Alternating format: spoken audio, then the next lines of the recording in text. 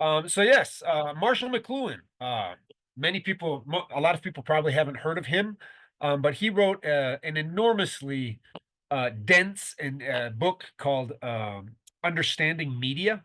And we're going to talk about the main kind of concept of his is this idea that the medium is the message. And so I want to try and dig into that a little bit. And he was very, very critical of how technologies and the media that surround us control the societies in which we live and control our own lives. And he was a proponent throughout his life of trying to find ways to reestablish a sense of human autonomy over the technologies we use. And remember that he passed away 45 years ago in 1980. And I think you can imagine the explosion of technological growth from 1980 till today. But even back in his lifetime, he was very prescient, kind of prophetic in his view of how technologies are coming to dominate the human landscape. So what I want to talk about the kind of class outline today is first I want to introduce to the importance of reflecting on how technology shape us. I think that that's something that is being lost in the modern mindset. This idea that we kind of have it embedded in our mindset, in our collective mindset, that technology is good. We think that technology and advantage or benefit are almost synonymous. And I think we've lost the ability to really be critical about the technologies we use. Then I want to I'll quickly give an introduction to who Marshall McLuhan was, and then look at some of the main themes of his work. So technologies, extensions of human beings, media as environment, the medium is the message, and the loss of human autonomy and agency. So those are kind of four themes that he really worked, he really studied and reflected on throughout his academic career. And then lastly, towards the end of his life, he started thinking and writing a lot about the importance of starting with an identification of our enthrallment to technology. That we need to start by understanding, how given we are to the technological world. And if we can begin to understand that, we can start to make changes in how we relate to that. So that's kind of what the class is going to look like today. As always, I'll try and leave 10 to 15 minutes at the end of class for any questions, for any comments. This class isn't directly related to the world of community development, though I think that there's an obvious, I guess you could say, kind of overlap. But yeah, I think that taking a moment to think deeply about how Marshall McLuhan's ideas are relevant to the world today, especially in the technological world in which we live. So let's start about the importance of thinking about how technology shape us. I've said if we take a long kind of historical evolutionary look, human beings as a species, we are a mammal, and we're not really that impressive in terms of our evolutionary capacity. We're not very big. We don't have big fangs. We're not exactly great hunters. We can't, like other animals, we're not very good at surviving, temperature extremes. If it gets too cold or too hot, our species tends to die out. And so, in terms of just our physicality, we're really not that yeah, we're really not that great, that exceptional. So how is it that this tiny mammal that really doesn't have a great ecological niche has come to dominate the entire world, right? So what we don't have in terms of physical capabilities and prowess, we have up here, right? So obviously our brains are much larger than any other animal as compared to our body size. And we also have opposable thumbs, something that our primate ancestors or our primate, monkeys and other primates don't have in the same capacity that we do. So when we combine our brains, our large brains, our ability for reflective thought, the consciousness that has emerged from that, and then also with this ability to manipulate the world around us with our hands, with our bodies, uh, we our ecological niche is our ability to shape the world to our own liking. right?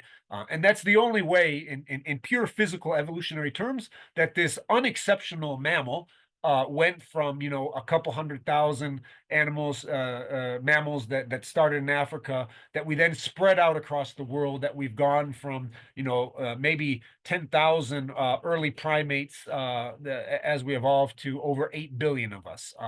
Existing in every ecosystem, dominating every part of the food chain. In pure biological terms, it's kind of a miracle what's happened to our species, right? Um, Technology then is our evolutionary gift, right? It's something that defines us. It's not to say that all technologies are bad. We're here today because of our evolutionary ability to manipulate the world around us, to reflect on how we can survive, how can we manipulate the world to stay warm, to stay fed, to gather water, to gather food, to gather fuel, to work together, to communicate. All of these things are our evolutionary gift. However, we are, because of this indebtedness to technology, um, it's kind of lodged into our collective consciousness to the point that most people today no longer question whether a new technology is beneficial or harmful.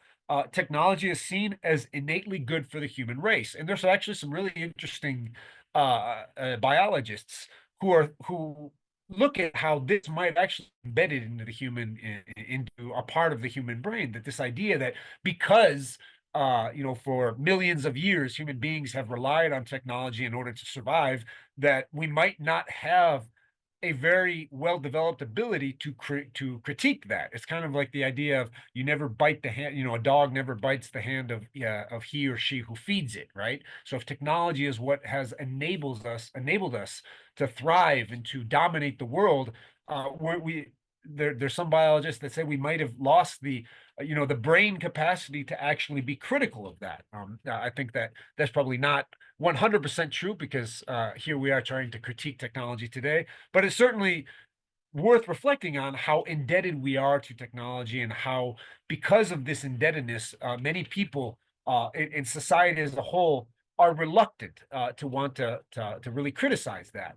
Um, However, despite the extremely important role that technology has played in allowing our species to survive, I think it's fairly obvious that there is a very real danger that comes with this completely uncritical embrace of every and all technological ambition, right? Obviously, there's a huge difference in terms of vulnerability and danger between our early human ancestors learning how to use fire to cook food to stay warm, and the fact that now we have collectively created enough nuclear weapons to wipe out every trace of life on Earth. So obviously, every technological development is not good or healthy for the human species. I think very few people would argue that having the amount of nuclear weapons that humanity possesses today is good. No, it's an extreme danger. It's something that is a threat to our existence and to the existence of every beautiful and amazing aspect of life on this earth. Um, but yeah, because of there's a real danger that comes with uncritically embracing all technological ambition. If you look at this graph over here, one of the things I think is very fascinating. This is just looking at some of the newer technologies that hit the market, and this graph looks at how long it took for each of these technologies to reach 1 million users, right? So Netflix back in 1999, it took 3.5 years for Netflix to grow from 0 to 1 million people using that. Airbnb took 2.5 years. Twitter took 2 years. Spotify took 5 months. Instagram took 2.5 months. ChatGPT, the artificial intelligence program that everybody loves these days, took 5 days. In Threads, I'll be honest with you, I don't know what Threads is, but it's a new app that recently came out last year. It took 1 hour from the time that it was released on the internet to the time that there were 1 million people using that technology. And obviously, if we go back farther and we think how long it took for our ancestors to 1 million people to start to use fire, how long it took 1 million people to learn how to read. Literacy is a technology, is a tool, is a medium as well. How long it took for 1 million people to begin to use the hoe or the plow. as our ancestors developed agriculture during the Neolithic Revolution. What we're seeing is the new technologies are being adopted universally much more quicker. And I think one of the things that I think we should reflect on is if 1 million people are using Chat GPT within 5 days. It took 100 million active users within 3 months. It was released, I think, in November of 2022, and by January 2023, we had 100 million people using Chat GPT, despite the fact that the people who helped develop this technology were saying we should put a moratorium on this. We don't know what we're doing. There was a lot of there still are a lot of questions about how these artificial intelligence technologies are learning what they're learning, doing what they're doing. And a lot of people talked about the existential risks of creating and putting out there a technology that might have the ability to supplant or surpass our human intellectual capability. But despite these risks coming from the people who developed these technologies, in 5 days there were 1 million people using that. In 3 months there were 100 million people. Because of our enthrallment to technology, we've lost the ability to reflect. Obviously, to think about whether something is going to be good or bad, we need time, the time for our human beings to think, for society to debate, for there to be discussion. That's gone. When people are adopting things in 1 hour, millions of people, our ability to reflect on how technologies shape our lives, our conception of society, of the world in which we live, is gone. And I think one of the questions that we no longer have the ability to reflect on is, what do we lose when we automatically adopt technologies that are made available without any sort of criticality or reflection? And I think that that's a question that is urgent for society today. The need to really reflect and think about how the technologies we adopt change our understanding of the world, of our community, of how we live. Marshall McLuhan, I was saying that class. Let me see if I can move this bar. There we go. Marshall McLuhan was a Canadian intellectual academic. Most active back in the 1940s, 50s, 60s, and 70s. And he was alive and writing and active in his academic pursuits in the post-World War II era. And I think that the expansion, that there's always been development of technologies, right? There's been a slow progression from the adoption of stone tools to metal tools to the adoption of fire to agricultural innovations. But the explosion of technological innovation, the rate of technologies hitting the market, being developed, being used by more and more people, really began in the post-World War II era. There's a lot of really interesting discussions about how all of the innovation that happens in war, right? War is one of the greatest stimuli for the development of technology. So all of the different technologies that were developed during World War II, during that era, needed to find a place in civil society. So, obviously the most famous example is how the atomic bomb, which was developed to try and deter Hitler, that you can debate that, I'm sure, but how that technology was then transferred into nuclear energy and other, all of the different nuclear technologies that are used today. So in this post-World War II era, there was this enormous abundance of technologies that were being transferred into the consumer realm, right? How can we create a place for these technologies in everyday life of society? Starting around that time, there were several important academics and intellectuals who began to question the role of technologies and how they were shaping and drastically changing the world. And like I said, I think this time period of the 1950s, 60s, 70s was really when there was the most prominent and well-rooted critique of technology. Jacques Ellul, Ivan Illich, Neil Postman, and Marshall McLuhan were kind of this group of scholars who said, look, something is happening, something is changing. For the first time, we're seeing this explosion of there's always been this progression, but it's been a slow progression. People, encounter technologies, slowly allowed them to infiltrate our lives. The changes that they made were often generational in nature. It's not like something changed, every hour, every day, every year. It took a long time for technologies to infiltrate a society, a community, and to make the changes. How,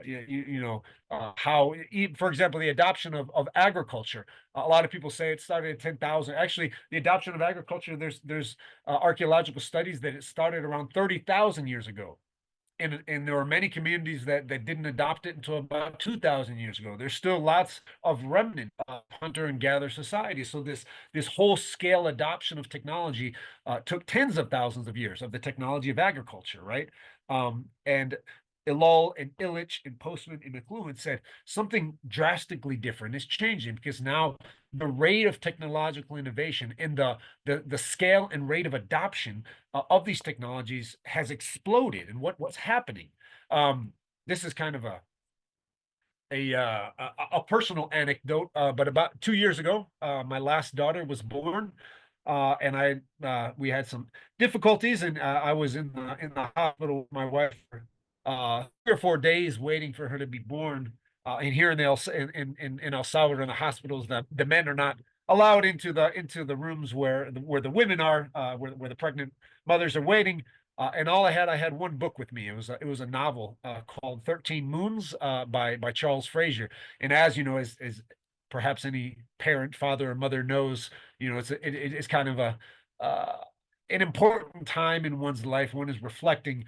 But as I was waiting for my new child to be born, I was reading this novel, and there's this really great quote. It's a historical novel about an indigenous group in the United States and the changes that happened, in the colonial era, as Europeans infiltrated the New World, and colonization and violence had occurred. But I wanted to read this quote. It said, "In the old days, before the arrival of the Spaniards in their metal hats, living long was different. Little changed during your span of time, birth to death. Individual people went.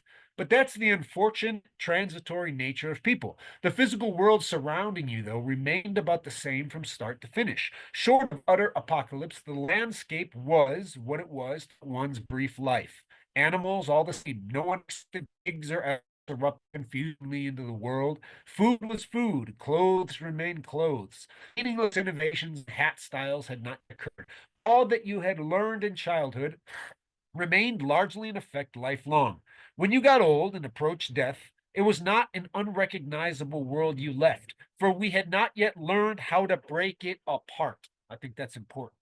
Back then, about all that changed during your life on Earth was that a few big trees had fallen and many new trees had grown in their places. Trunk diameter, really, was all that was in question, whether you measured the span with your thumb or forefinger or your outstretched arms, all of which may or may not reduce your sadness at leaving the world. Does overwhelming change, the annihilation of all you know, create an intensity of memory that would not have existed otherwise? When all you know is lost and gone forever, does it become sweeter in the mind? Does it make you want to let go and hold on even tighter? Um, and I think that's interesting, that this idea that in previous generations, just maybe 2 or 3 generations ago, the rate of change due to the technologies that came into our lives were generally small, right? The world that we came into and the world that we left at death really was not that different. It's only in this past 50, 60, 70, 80 years, because of this explosion of technological innovation, that the world that I entered and the world that I leave is going to be foundationally different. And McLuhan and Illich and Ilol and these thinkers back in the 50s, 60s, and 70s, I think, perceived this and say, wait, for hundreds of generations, we have been living a type of life that's been relatively stable. There has been some fluctuations through time. There have been technologies that change, but it was a slow rate of change. All of a sudden, we have this explosion of technology. So McLuhan was a Canadian philosopher whose work is the cornerstones of the study of theory. People who study media theory, will most likely read and study McLuhan. He's still one of the foundational thinkers in that discipline. But strange enough, he studied English literature. But throughout his studies, he became enthralled with this question of how media affect the human mind and life. And I think it's important. Maybe that word. This is his most famous book. It's called "Understanding Media: The Extensions of Man." And when we hear that word media today, I think it's kind of reduced to maybe TV programs or apps on our phones or Netflix movies that we watch. But when he said media, he defined that as any extension of ourselves, extensions of human beings, any new technology that affects how people communicate and perceive the world, right? So this idea of media could also be technologies, could also be tools, to use the word of Ivan Illich. But this idea that the things that we use, right, are the media that define who we are. One of the foundational ideas of McLuhan's research and his study was that every technology, every media that we use is an extension of human beings. He got this thought originally while reading Ralph Waldo Emerson, who was one of a famous American author and poet and thinker back from the 1800s. And Emerson said, "The human body is a magazine of inventions. All the tools and engines on earth are only extensions of our limbs and senses." So McLuhan, thought about this, and he's like, "No, he's right. Everything that we use, all of the technologies and media that define who we are essentially extensions of ourselves." For the longest time, we lived in what he called the mechanical age, right? So where every medium or technology extended the capabilities of our physical human body, right? The idea of an axe as an extension of an arm, right? We could, before we had an axe, we could break apart branches that we could then, put into the fire to heat ourselves to cook our food. But all of a sudden, we had an axe, right? And an axe gave us greater power. It was an extension of our arm, an extension of our muscles. And then as technologies advanced and as we gained more access to different energies, especially when we talk about the fossil fuel age, the axe transformed into a chainsaw. And then the chainsaw transformed into these massive tree cutters, these huge machines that can clear cut a forest in a couple hours, right? But all of this is an extension of the human body, the human ability. And one of the things that was interesting about McLuhan is, while he was writing in the 50s, 60s, and 70s, he said something is changing. We're moving out of the mechanical age where we extend the technology we use are just an extension of our human body, our human muscles, our human ability. And he said we're moving into what's known as the electrical age, right? Where different electronic media are extending the human nervous system, right? Our ability to see, to hear, to taste, to touch things, right? And so he said, look, the phone is extending, our ability to hear, right? We can not only hear things in our immediate context, but with the phone, we can talk to people on the other side of the world. It's an extension of our human ability, our sense to hear. The TV expands our ability to see. And all of this kind of, and how that relates to the brain and our ability to perceive the world. He saw this as a profound transformation, during this electric age. He died in 1980, and a lot of people say that McLuhan was kind of predicted, even though he died before it came about, the emergence of the internet, of the World Wide Web, because he talked a lot about how this technological growth of the electrical age was going to move into a digital or computer age, right? And many McLuhan scholars today believe that the next extension of human body is not just the extension of our muscles or the extension of our bodies or of our nervous system, but the extension of the human brain itself, right? So all of the internet as an extension of the human brain, the computer, the digital age, and now we're moving into artificial intelligence, which a lot of people say this is an extension of the human ability to think. McLuhan, however, um, said, look, a lot of people see this as unequivocally good. Technologies are an extension of ourselves. They help us to do what our bodies can't do. They help us to extend our senses, our nervous system. And many people are really about artificial intelligence, about extending the limits of human of human thought, right? Of human cognitive ability. McLuhan, however, said, wait, let's put some brakes. Let's think about this. And he encouraged us to think about the potential debilitating aspects of extending our bodies and senses and minds, right? What happens when we adopt these technologies that are an extension of ourselves? Here's a quote from his book called Understanding Media says man and woman, humanity is impelled to extend various parts of his body by a kind of auto amputation, right? So he said that the extension of ourselves is also an amputation of our abilities. When we start to use a chainsaw instead of an axe, instead of our own muscles, we replace our muscles. We amputate our muscles. We amputate our ability to do things for ourselves. And the physical stress of superstimulation of various kinds, the central nervous system acts to protect itself by a strategy of amputation or isolation of the offending organ, sense, or function. Thus, the stimulus to new invention is the stress and acceleration of pace and the increase of load.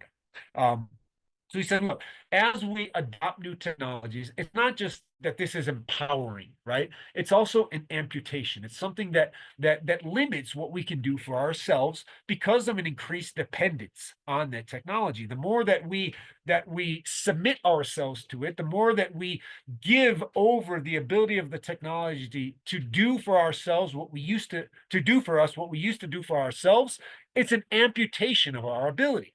And this is kind of his prophetic voice towards the end of his life. He said, "Look, we've been extending ourselves, for the longest period of time. We extended ourselves when we learned to make fire, when we learned to make stone tools and then metal tools. But rapidly, today we're approaching what he called the final phase of the extensions of man, the technological simulation of consciousness, when the creative process of knowing will be collectively and corporately extended to the whole of human society, much as we have already extended our senses and our nerves by the various media." And obviously, he was writing this back in the 1970s. He foresaw how all of this rapid acceleration of technology was going to lead to the simulation of consciousness. And a lot of people who are critical of artificial intelligence systems that are exploding today are saying, look, this might be what McLuhan was foreseeing, that we're outsourcing our ability to think for ourselves to the world of technology. John Michael Greer, who's another author I've written about, he has a similar concept that said that there are different types of technologies. There are technologies that act as tools, right? Tools that we can use, that enable us, that empower us. But then there's also technologies as prosthetics, right? Prosthetic is something that replaces a human ability, right? Tools, technologies, and all media, when operated within the stability and the equilibrium of a placed culture, can be convivial. Convivial tools or technologies is a word that Ivan Illich used, because many tools can empower human autonomy and agency. But when they are subject to runaway conditions of ever more frenetic pace, ever more gargantuan scale, and ever less recognizable and harder to discern patterns, then we self amputate. We numb ourselves. Today, it seems like we have run into a self perpetuating runaway positive feedback loop where the frenzied pace of a hyper global human superorganism ordains constant technological innovation over which we have zero control or agency. Right. So McLuhan said one of the defining aspects of technology is as we adopt it, it changes the scale, pace, and pattern of society. Right. And there are ways that we can adopt technologies that increase conviviality, can increase human empowerment, better our lives. But there are also the adoption of technologies that numb us, that are an amputation of our abilities, that reduce human autonomy and agency. Right. The German sociologist Hartmut Rosa has similar conceptions. All of these kind of thinkers kind of come together in this idea.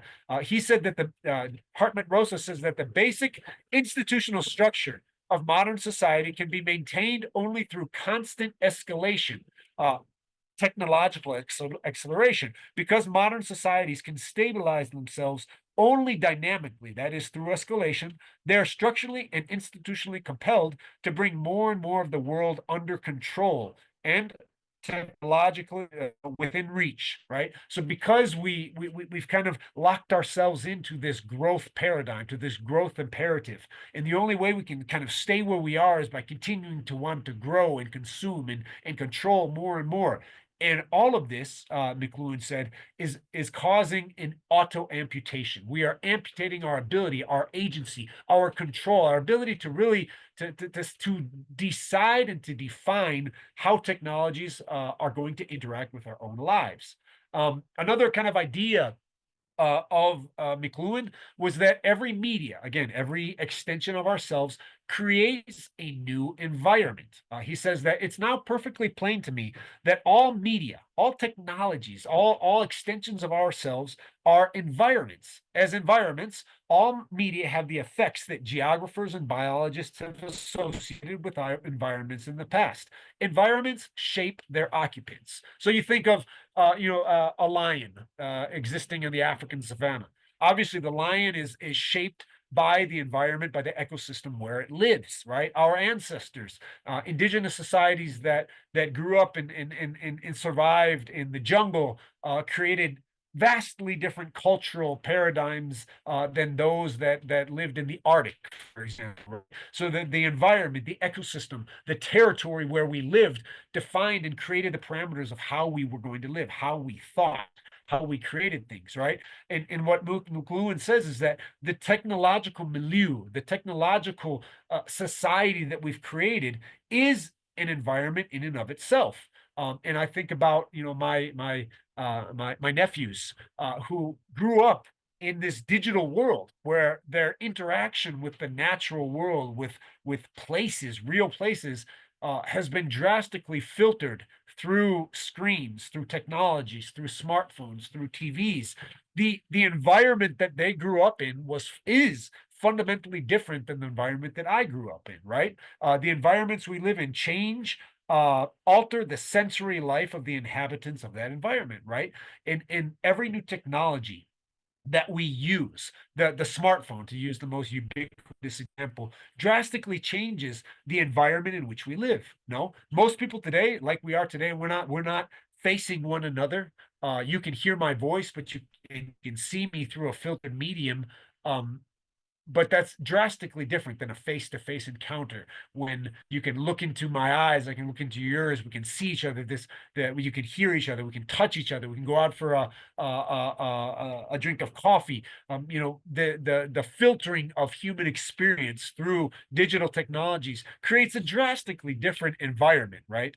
um and yeah, McLuhan said that um, the rapid succession of technologies makes it close to impossible to reflect on them, understand the trade-offs in the new environment we are inhabiting. Because these technology, the expansion of technology is ever quicker and faster, and more gargantuan in scale, we're not able to adapt to our technologies. If we go back to like indigenous societies perfected this kind of equilibrium, this balance of existing in place, because they did it over dozens, hundreds of generations. They learned how to exist within the environment that they inhabited, within the territory they inhabited. Today, we can't do that because new technologies are being bombarded on us every day, every hour, and we're unable to really adapt to that new environment that this creates.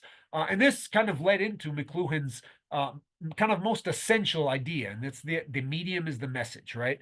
What he meant by that is that the personal and social consequences of any medium, that is, of any extension of the human being, result from the new scale that is introduced into our affairs by each technology extension of ourselves, right? This is merely to say that the personal and social consequences of any medium, that is, of any extension of ourselves, revolt from the new scale that is introduced into our affairs, right?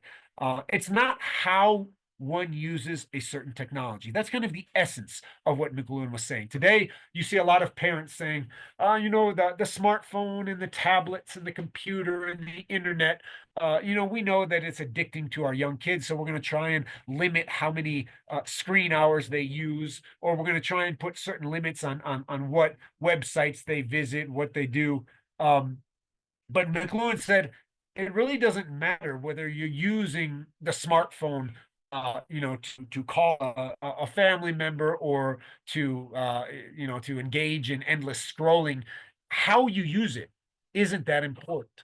The fact that you use it is what begins to change our relationship because it creates a new environment. It changes our sensory experience of the world around us, right? So it's not how you use a technology, right? Rather, he said that as soon as a certain technology or medium enters into our lives as an extension of ourselves, it creates this amputation effect, right?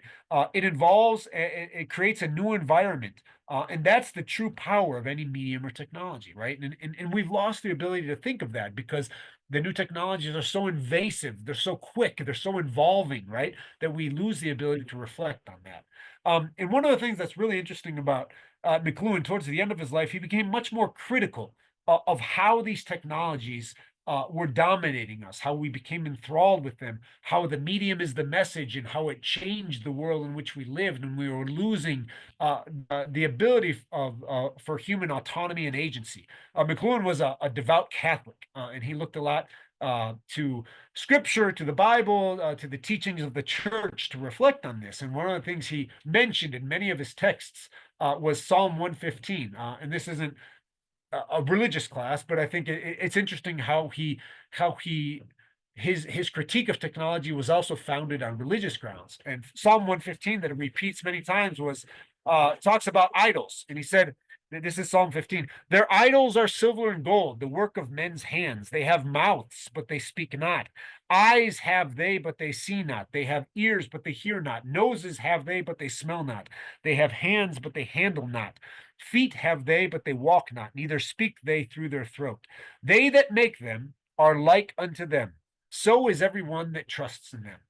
So he said that the psalmist insists that the beholding of idols or the use of technology conforms men to them, right? This idea that once we begin to use a technology, we are defined by that technology, right? The medium is the message, the extension of ourselves, the the fact that we use it is creates almost this idol-like effect that we are then dependent on it. It shapes us. It shapes our understanding of the world.